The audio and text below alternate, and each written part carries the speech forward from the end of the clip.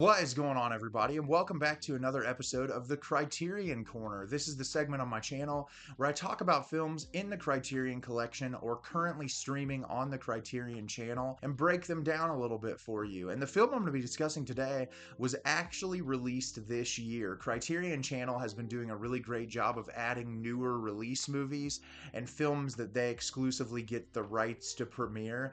And I read the premise for this movie and it sounded really interesting, and I was very excited to watch it. And the movie I'm going to be discussing with you today is Tótem. Tótem is directed by Lila Avilés. In a bustling Mexican household, 7-year-old Sol is swept up in a whirlwind of preparations for the birthday party of her father, Tona, led by her mother, aunts, and other relatives. As the day goes on, building to an event both anticipated and dreaded, Sol begins to understand the gravity of the celebration this year and watches as her family does the same. So I was very excited to watch this movie. I thought it sounded really interesting, and this movie was fantastic. It is beautiful, it's heart-wrenching, it's quiet, it has such a brilliant tonal shift throughout, and it feels so distinctly realistic to the life experience of losing someone that you love. And I'm really excited to tell you about the movie today. So the plot description breaks it down pretty perfectly. At the beginning of the film, we're introduced to young Sol, who is a young girl. We see her in a bathroom at like a rest stop or a rest area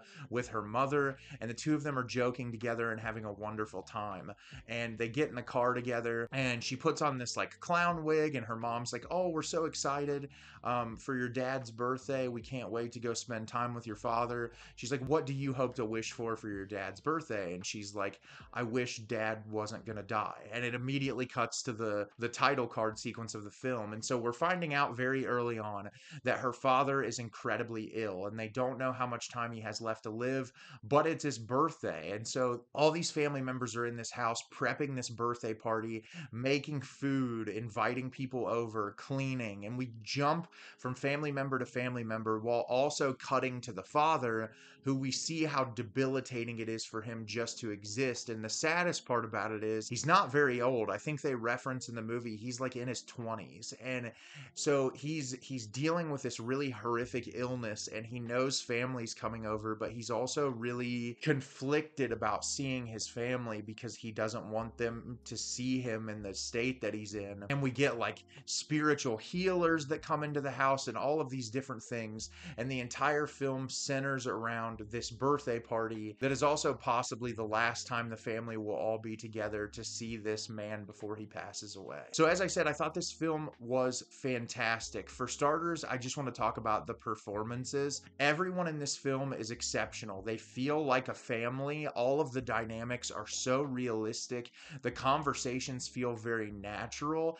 This movie really reminded me of films like After Sun and The Florida Project and The Quiet Girl and all of these amazing slice of life familial dramas that if you're focused and you're watching, after about 20 minutes, you just completely forget that these are actors. It's just so natural, and the way that the conversations occur, especially the young actress who plays Sol.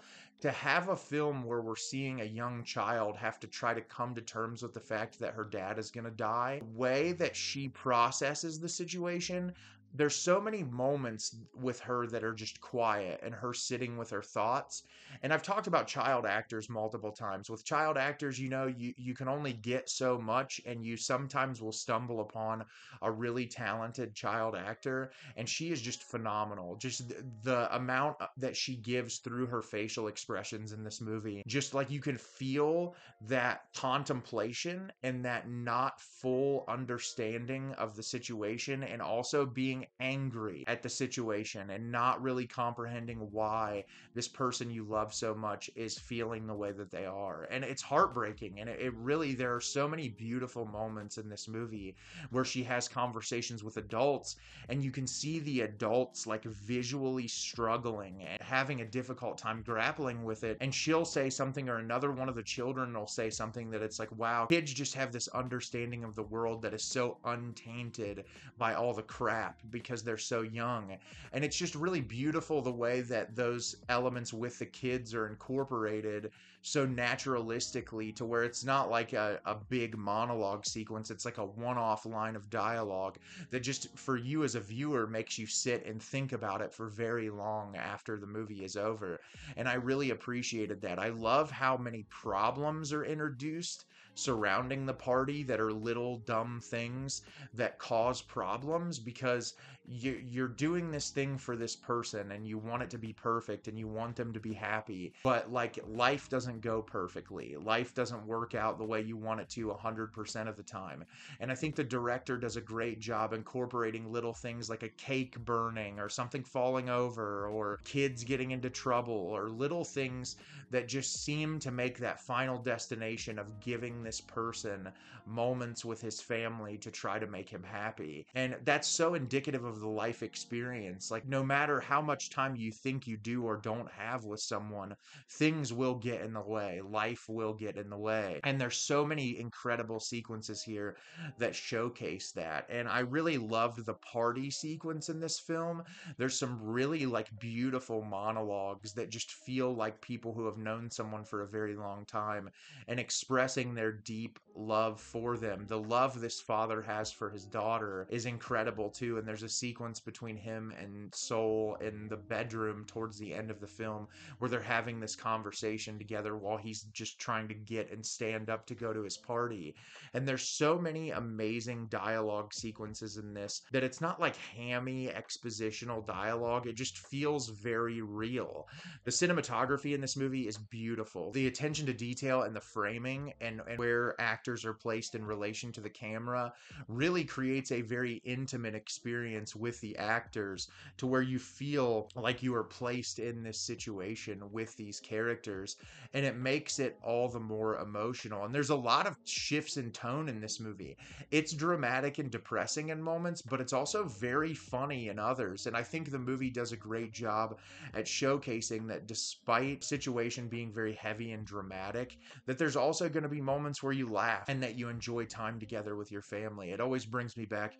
One of the most important people in my entire life was my grandmother, and when she passed away, it was one of the most difficult experiences of my life. She was just so important to me, and I loved her so much.